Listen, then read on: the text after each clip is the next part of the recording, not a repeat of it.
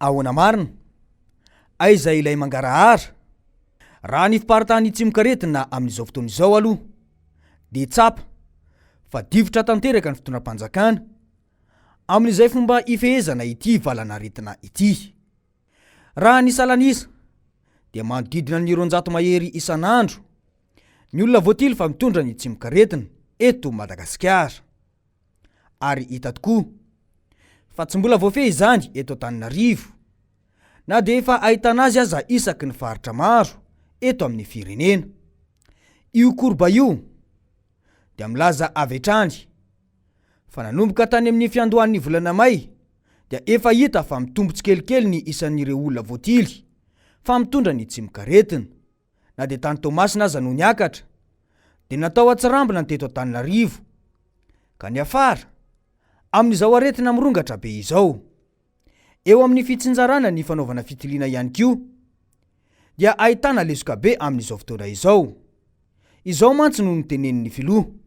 Ataoko amin'ny teny français raiko amin'ny teny malagasy hoe manomboka misy ny perte d'odorat na ny perte du goût, zany hoe rehefa tsy mahare fofona intsony na rehefa tsy mahare tsirokanina intsony de efa mitondra ny tsimikaretina coronavirus zay le olona. Tsy tokony hiandro intsony zany hoe andeha hanao test aloha vao andeha hanao traitement fa tokony tonga de manao traitement.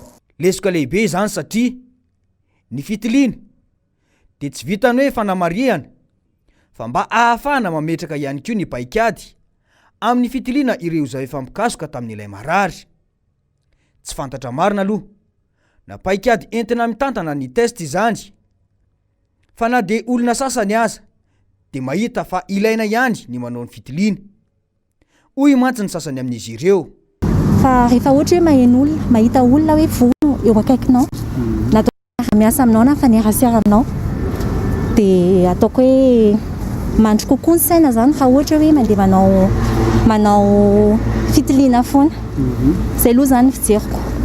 Ka nataoko hoe na maheno fofona zany nataoko hoe tsy misy soritra aretina tsy salama tsara de mandry foana ny saina zany raha ohatra hoe manao test. Zay aloha ny hevitro. Ataoko ngamba fa aloha ihany manao test satria raha tsy manao test ianao tsy mahafantatra le hoe zavatra misy eo aminao zany. Fa aloha manatona tobim-pahasalamana ohatra amin'izao zany mba ahafantarana ny zava-manitsoa ny tena fa raha ohatra hoe ionona any an-trano fotsiny ianao hoe tsy mahay mifofokanina na hoe manakotsako vatana na ohatran'izay de hoe tena tonga de izy ndraindraiky nge hoe grippe otritra mahazo anao. Fa aloha manatona ohatra zao zany de fantatro tsaka sy antavany tsara hoe tena voan'le aretina ianao na tsy voan'le aretina ianao. Amiko aloha zany hoe amin'ny mazahako le hoe asmatika de zay mamailo anao hoe mety zay marina ve le izy zany de ilaina le manao test zany aloha mba manao test de hita zany na tena izy marina na tsy satria le tazo koa ny ndraindray mitovitovy amin'le izy. Amin'izao aretina mirongatra be izao ary efa hita ihany koa fa manomboka ahitana ny any amin'ny faritra hafa na de mbola vitsy aza ny isan'ny fitiliana natao amin'ireny faritra ireny de ilaina ny fampitomboana ny isan'ny fitiliana. Tokony ampitomboana aingana izany ny fitiliana fa tsy andrasana hiparitaka be indray vao mikoropaka. Mipetraka hatrany ny fantaniana mahakasika ny mangarahara eo amin'ny fitantanana ity valanaretina ity.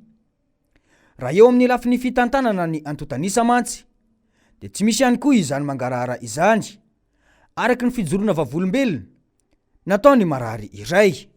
Aoka re mba ny tena ho realite no avoakanareo fa za manipulena ny chiffre.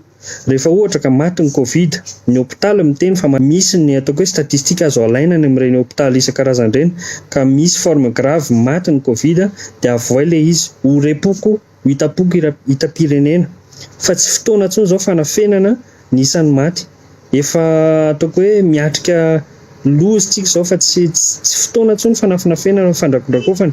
Ny olona ny fiarahamonina mahita ny ataoko hoe ny olona andeha hoentina levona, ny corbiara sy ny olona cortège funèbre mifaneneraka ny lalana be da be satria ny PCR ihany no afaka miconfirmer hoe décès lié au Covid. Or ny hôpital rehetrarehetra efa mamoaka ataoko hoe acte de décès miteny fa décès suite au Covid no nahafaty an'ilay olona. Donc allo mba ho hitan'ny vahoaka hitandremana hoe be da be ny matin'ny Covid mba hitandremany rehetrarehetra. fa ny fanafenanan'io dia mamono antsika menakavy ihany. Marina mihitsy ny voalazana fa mamita tena ihany ny mpitondra amin'izany fomba fanaon'izany, ary izany aza dia mety miatraika amin'ny ainy malagasy kararina raha mitaky ny tena marina ny vahoaka malagasy. Olon-tsotra ireny fa tsy mpanao politika. Ny tiana olazaina dia oka ajanona amin'izay ny kajikajy politika nareo mpitondra, fa ataovy lahara-pahamehana ny ainy vahoaka malagasy. Efa volana maromaro ihany koa angamby izay no nitaky ity mangarara ity ny ankolafin'ny olona maro. Ny fiarahamonim-pirenena moa dia mitaky izay hiatrany. Hoy mantsy izy ireo tamin'ity herinandro ity. Fahitana ihany amin'ny projet de loi de finance, hita mazava tsara mihitsy. Hita amin'ny exposé des motifs andotsika iady amin'ny pandémie, andotsika anao an'izao nefa tsy tataratra amin'ny projet de loi de finance hoe aiza misy an'le vola amin'ny pandémie dia manara-maso zany zay eto ary tsy afa-po mihitsy amin'ny projet de loi de finance io, zay tsy afa-po mihitsy satria tsy fantatra mazava hoe vola makay zany no makare amin'ny pandémie.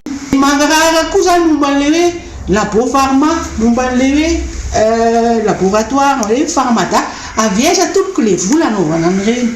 Ary raha miakatra ambonimbony kokoa tsika amin'ny momba ny CV organique sy ny etratra, avy aiza ny vola anaovana amin'ireny zavatra reny. Tsy mahafa-po anay société civile, tsy fantatra mangarara man'izy reny rehetrarehetra reny. Ny hitsiketsika tsy mandihy foana, hoy ny fitenenantsika, fa ao raha. Mahatoa manao be marena ny fitondram-panjakana, dia misy zavatra tsy mazava afeninao. Amafisiny, hatrany amin'ny fampiasana ny mpitandro filaminana ny fihiboana eto an-drenivohitra, kanefa ny fanampiana ara-tsosialy ho an'ny vahoaka tsy hita mihitsy. Raha sakanana foana moa ny fitadiavan'ny vahoaka madinika, kanefa tsy misy ny fanohanana azy ireo. Inona moa zany ny vola hoentin'izy ireo mamelona ny vady aman-janany? Ny fepetra rehetra raisina dia tokony isy mesure d'accompagnement hatrany, kanefa izany dia tsy vita ny fitondrana mihitsy. Mazava ny fomba fijery ny mpanohitra mikasika ireo fanampiana ara-bola izay nomeny ireo mpamatsy vola iraisam-pirenena ireo. Nomeny olona vola tsika, azahoana anampiana tsika, azahoana misedra ny toe-javatra io. Eo le zavatra mitranga. Rehefa nomeny olona vola tsika, mazava be io vola io, tsisy resaka an'izany mihitsy hoe fanampiana ny budget malagasy nanaovana io, zany hoe zavatra kapena, fa mazava mihitsy nanampidirana azy, sy fotoana nanampidirana azy, zany hoe vola hiarovan-tena amin'ny coronavirus. Na ataonao anaty budget iny, na ataonao anaty iny, tsy problème anay re zany. Fa ny fantatray mialy vola io ataoko tsotra mihitsy zany, dia mandeha makany amin'ny vahoaka amin'ny ady amin'ny coronavirus amin'ny fomba maro.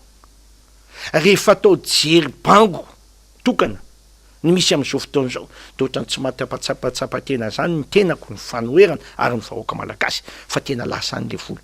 Ny tombotsom-bahoaka no tokony ho banjinina ary ilaina ny mifantoka ny ady atao amin'ny coronavirus, ary izany dia tokony atao ao anatin'ny mangarahara. Ny mpitondra aloha dia mbola hita fa tsy vonina amin'izany mangarahara izany hatramin'izao. Tsy fantatra na iandro rovina izy ireo vao ilazany tena marina amin'ny vahoaka. Efa aloalika ny ranombary raha ireo antotanisany jereny, indrindra moa raha any amin'ny fahasahiranana sy ny fahantrany ny vahoaka malagasy ankehitriny. Mba miaino ary ve ny mpitondra sa mbola mitady izay anaovana diversion hatrany? Fa ahoana marina?